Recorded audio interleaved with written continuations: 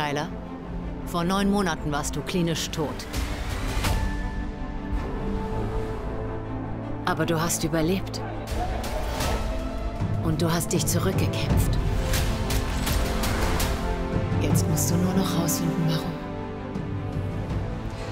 Toxic masculinity is a bit of a trigger word, and I'm using it on purpose, and I was going to ask you if you think it might apply a tiny little bit to Tyler Rake.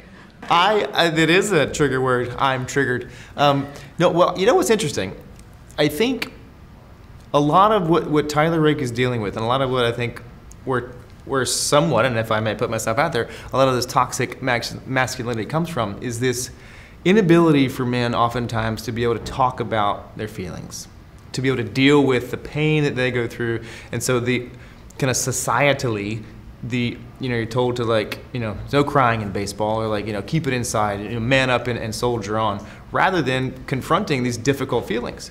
And so I think what we tried to do with Tyler Rake is, because he has some difficult feelings to deal with, and so we tried to put him in those difficult situations where he's forced to confront these feelings, which I think is very interesting and very relatable for a lot of people, maybe men specifically.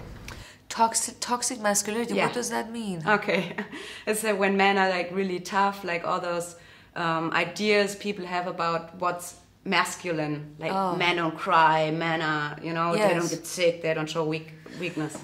Well, I think Tyler Rake has his own vulnerabilities. It's his family, it's the moment he's living with this drama that he has lived. I would say it can also in this project be the feminine toxicity. How do you call it? The feminine? Masculinity. No, but no. What is the complete word? Toxic masculinity. Maybe so it can be toxic German. femininity. I mean, it can be also because Nick is also quite like a ruthless killer. Like, they are killers. They are pirates. They are. They're not good, but they are good and bad, like the pirates of this world. So, I would say so many superheroes or heroes, they are some very good and bad. So yes, he is masculine, but we have the counterpole of this character, which is Nick, which in the Extraction 1, she was actually the head of the operation. And she can also be as bad as him, as ruthless and brutal as him. Do you know about the concept of toxic masculinity? Yeah. Do you think that maybe Tyler Rake, that term fits him? No, I don't think he does. I think, no, I think he is constantly putting himself in harm's way for the betterment and servitude of others. I don't think he does things in the film or the first one that are selfish. I believe he's doing things in the support and help of those who are most exposed and vulnerable. So I'd say there's a heroism in that.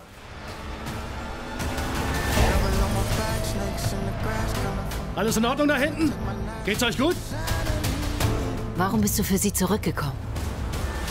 Kennst du sie? Tyler?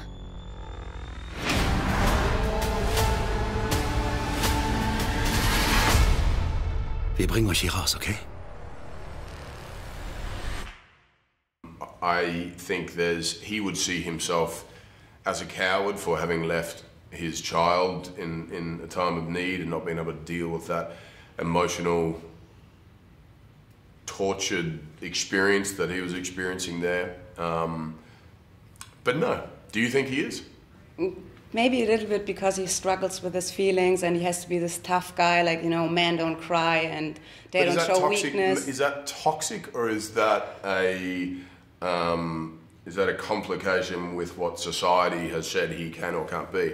Like, I would have thought toxic masculinity would fall into being a sexist, selfish, self-serving individual. Not necessarily. It's like also self-harming, when you get hurt and you don't go to the doctor because you can't allow that weakness, Yeah, but who's told him he's not allowed to go to the doctor? What has been pressed upon him that has said you need to bottle down your emotions, And I think I think the emotional stunting of an individual and people that struggle with the ability to share emotion and share vulnerability is an absolute tragedy and a challenge. I think we would be in a far better place universally male or female if we were able to share who we are openly and not feel like we had to build walls to protect ourselves because of the fear of scrutiny or criticism.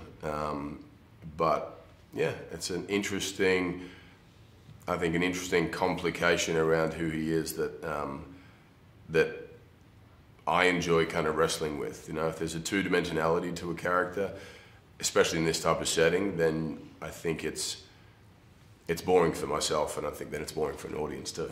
Yeah, he's an interesting, cool character. Thank you so much.